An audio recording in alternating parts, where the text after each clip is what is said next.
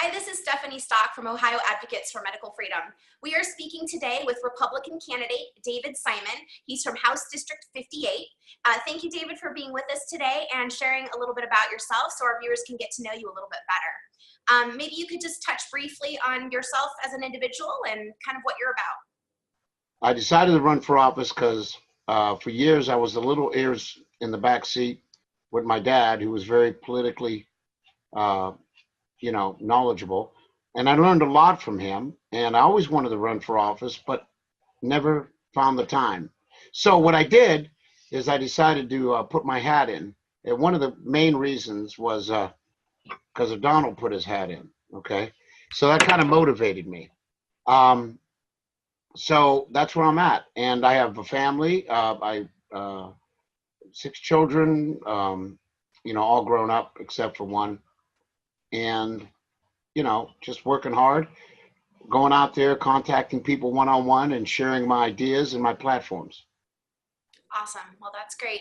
Do you have a particular issue that's most near and dear to your heart politically? I have actually several that's dear. One is on education, because our educational system in Ohio is messed up. The second thing is, of course, advocate for medical freedom. Because when I met you, Stephanie, I was already applying that, theory in life with my children prior to meeting you. So when you mentioned all these things, I'm like, oh yeah, I'm familiar. It's what I've been doing for years.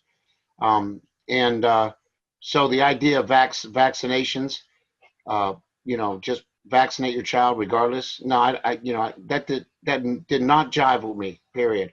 I needed to know what was going on. So, the advocate for medical freedom. And then also the other thing is economic growth and other different types of laws that can explode the area that I live in. The 58th has been suffering for 40 years, and I believe it's leadership. So, in applying certain principles and creating certain laws to benefit the people in this district. And so, dearest to my heart, I got a whole handful, of things. Economic growth, medical freedom, like we talked about, and road systems, taxes, and education. Okay, well, that covers a good portion of what everybody's concerned about these days. So I think you'll have your work cut out for you if you get down there, because you're going to have a lot to do. Thank you. I realized that probably a lot of what made you aware about informed consent and medical freedom was because of your upbringing and the way that you chose to live. But, since you are aware of the issue, since you've come out for office, have you had many Ohioans reaching out to you on medical freedom issues? Is this something that you're hearing about more now than you used to? When I bring it up, they agree, and they stand for it. I don't think people are educated or aware of things. There's an old saying, if you can dummy the people down, you can control them.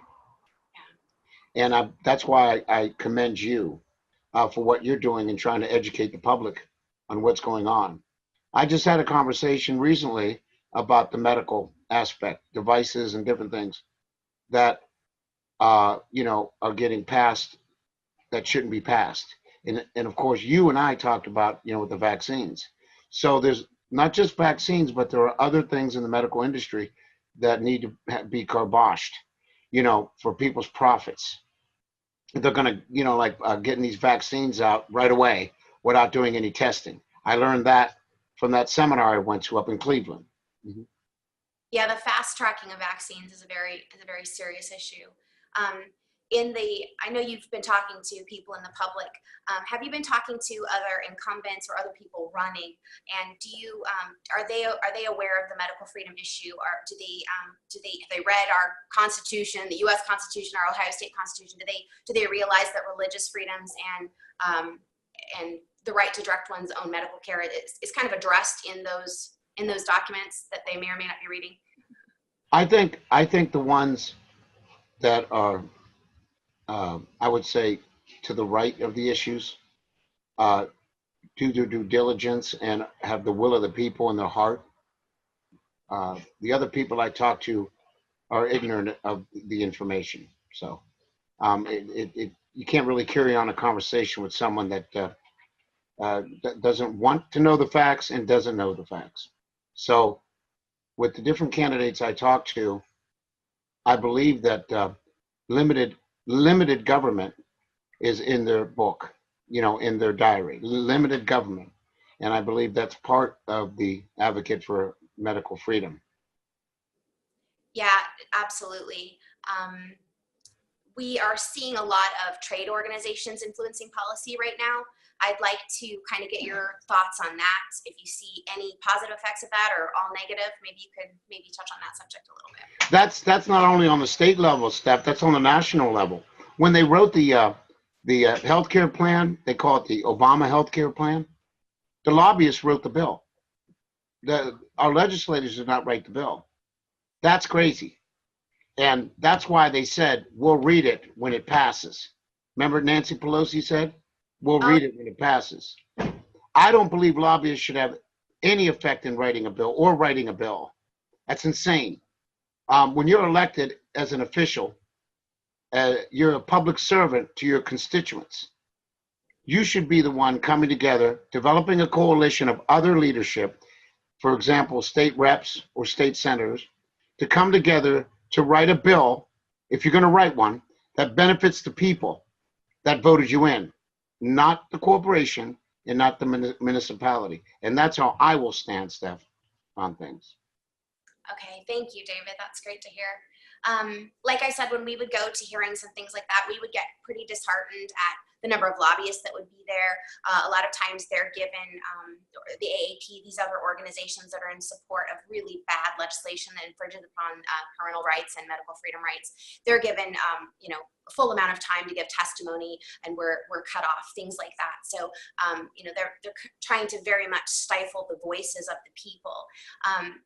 Would you have any words to that? Maybe something that you feel would impact the State House, something you could tell Ohioans might be helpful in reaching legislators and candidates on this issue so that they can feel like they are being heard? And